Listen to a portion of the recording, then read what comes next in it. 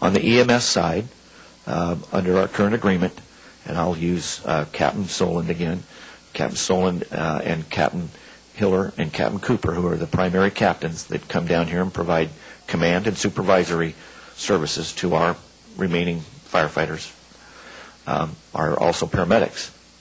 And so we have a full, capable ALS fire engine as we speak. It comes with the package, so to speak. It comes with the package of the captain. So we provide initial advanced life support, start IVs, defibrillate, give drugs, do all of that. And we also provide ambulance transport. If it is a critical ALS patient, someone that's in immediate life-threatening situation, the paramedic captain begins treating the patient and puts the patient in our ambulance, and he gets in it, and it becomes a paramedic unit, and off it goes to the hospital. If it's a stable ALS patient, the medic unit from Lakewood will come and transport that patient. If it's a basic life support, non-threatening, then our ambulance would transport basic life support. Could you briefly describe the difference between ALS and BLS from a practical standpoint? Okay, I'd share the mic with Lori, but let me see if I can't do this without butchering it too bad. Basic life support is emergency medical technician level, which is advanced first aid, advanced first aid. They're able to do some advanced triaging, diagnosis.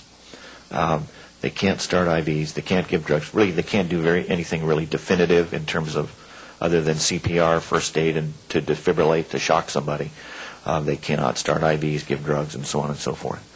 So they, and a good portion of our EMS calls are basic life support calls that requires stabilizing the patient, maybe addressing some wounds, injuries, and so on and so forth, or comforting them, starting them on oxygen, and away they go. That's a basic life support level. Advanced life support is basically an extension of the emergency room, and they're able to start IVs. They're able to insert airways into the trachea and breathe for them, give 40-some-odd drugs for any number of medical emergencies that they may have to stabilize them, keep them alive until we transport them to the hospital.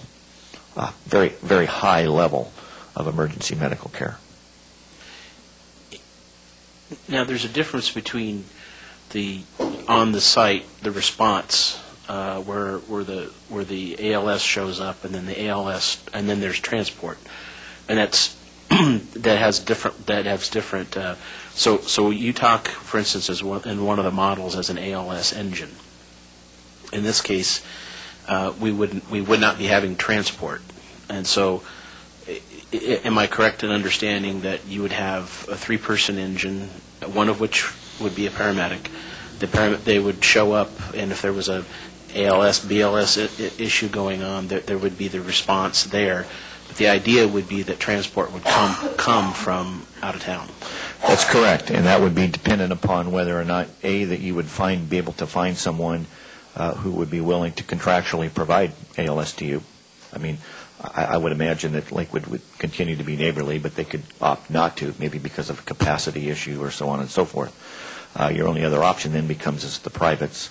And Lori did a tremendous amount of study earlier last year and provided a number of benchmarks that were not being met, including extended wait times for other agencies to come in and transport our patients, or at times when we had no one to transport our patients, and we actually had to, in one case, transport a patient in their own private vehicle and follow with a fire engine.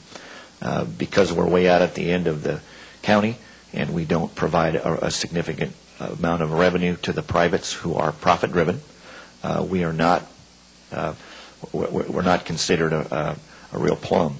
And so if they have vehicles available, they may send them out. That's really our only option is privates in terms of BLS and ALS if Lakewood wouldn't be willing to provide that. In either way, the patient has to wait for a ride to the hospital.